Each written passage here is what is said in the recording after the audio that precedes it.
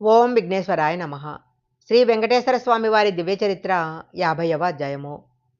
కులశేఖర పడి.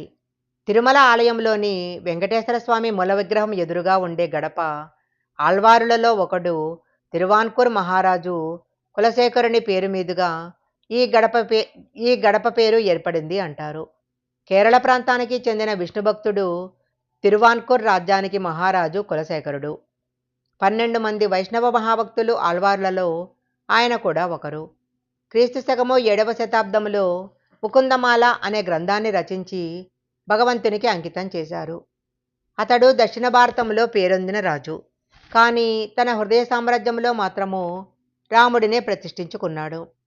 తన రాజ్యాన్ని విస్తరిస్తూ మహాసామ్రాజ్యాన్ని నిర్మించిన దేవదేవుని గడప దగ్గరే ఉండటానికి వరాన్ని కోరుకున్నాడు. అందుకే 14 మంది ఆళ్వార్లలో ఒకరిగా శాశ్వతంగా చరిత్రలో నిలిచిపోయాడు. ఆయనే కులశేఖర ఆళ్వారు. కేరళను పాలించిన రాజులలో చేరవంశపు రాజులది ఒక ఘన చరిత్ర. అలాంటి వంశంలో దృఢవ్రతుడనే రాజు ఉండేవాడు. ఆయనకు ఎంతకో పిల్లలు కలగకపోవటంతో శ్రీమన్నారాయణుడిని వేడుకున్నాడు. ఆయన వేడుకోళ్ళు ఫలించాయా అన్నట్లుగా రాములవారి జన్మనక్షత్రమైన పునర్వసు నక్షత్రం రోజునే ఒక కుమారుడు కలిగాడు. వారసునిగా తన పేరు నిలుపుతాడనే నమ్మకంతో అతనికి కులశేఖరుడనే నామకరణం చేశారు.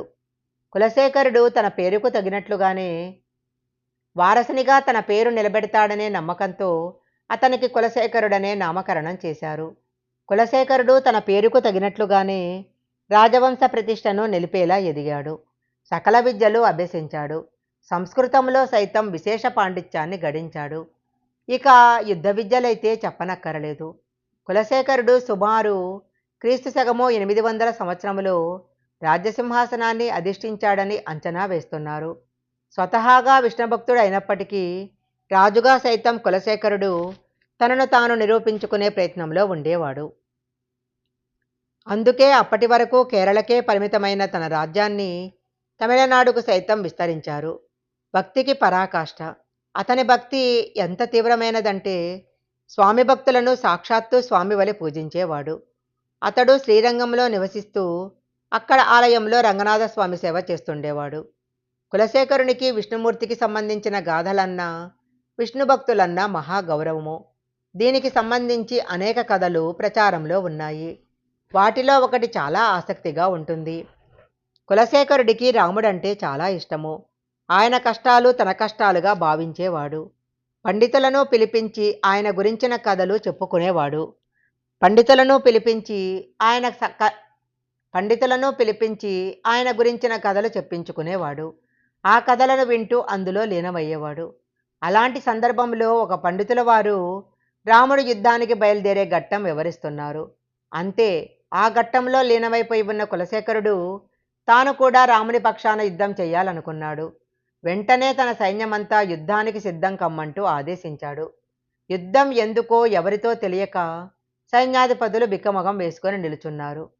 ఇంతలో రాములవారు యుద్ధంలో విజయం సాధించారన్న ఘట్టాన్ని పండితుడు వివరించటంతో కులశేఖరుడు శాంతించాడు. కులశేఖరుడు కేవలం భక్తుడే కాదు, తనలోని భక్తిని అక్షరబద్ధం చేయగల సృజనకారుడు కూడా. అందుకే పెరుమాళ్ తిరుమలి అనే పేరుతో ఆయన రాసిన 105 పాసురాలను ఆళ్వారుల సాహిత్యంలో భాగంగా పరిగణిస్తారు. దీనికి తోడు ముకుందమాల పేరుతో సంస్కృతంలో రాసిన స్తోత్రం కూడా బహుళ ప్రచారంలో ఉంది.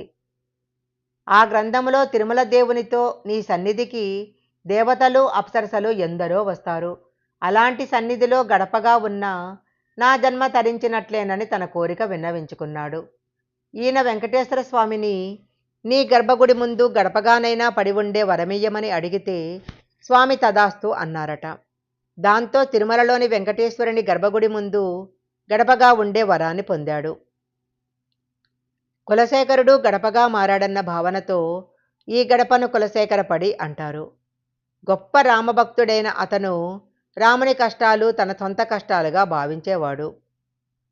అందువల్ల అతనిని పెరుమాళ్ అని కూడా పిలిచేవారు. గర్భాలయం మీద మనకు బంగారు పూత పోసిన గోపురం కనిపిస్తుంది. దీనిని ఆగమ భాషలో విమానం అంటారు. శ్రీవారి దేవాలయం మీద ఉన్న విమానానికి ఆనంద నిలయ విమానం అని పేరు. ఇది త్రిదళ విమానము. మూడంతస్తులుగా ఏర్పాటు చేయబడింది. బేడి ఆంజనేయ స్వామివారి దేవాలయము శ్రీవారి సన్నిధికి తూర్పుమాడ వీధిలో మహాద్వారానికి అఖిలాండానికి ఎదురుగా ఉంటుంది. శ్రీవారి ఆలయం సన్నిధి వీధిలో ఎత్తైన ప్రదేశంలో కనిపించే స్వామి ఆంజనేయుడు ముకుళిత హస్తాలతో కనిపిస్తాడు. బేడీలు తగిలించటం వల్ల బేడీ ఆంజనేయులు అని అంటారు.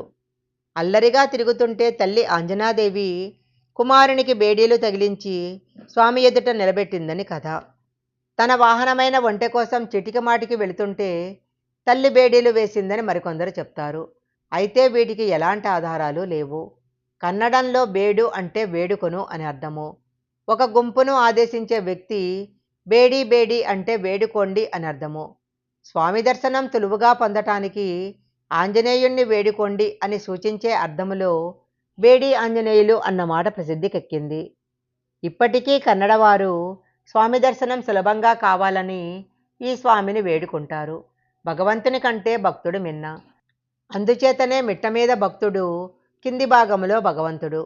ఈ రహస్యం సృష్టం చేయటానికోసమే బేడి ఆంజనేయులు ఎత్తైన ప్రదేశంలో కనిపిస్తాడు. శ్రీ వెంకటేశ్వర స్వామి వారి దివ్య చరిత్ర 50వ అధ్యాయం సంపూర్ణం.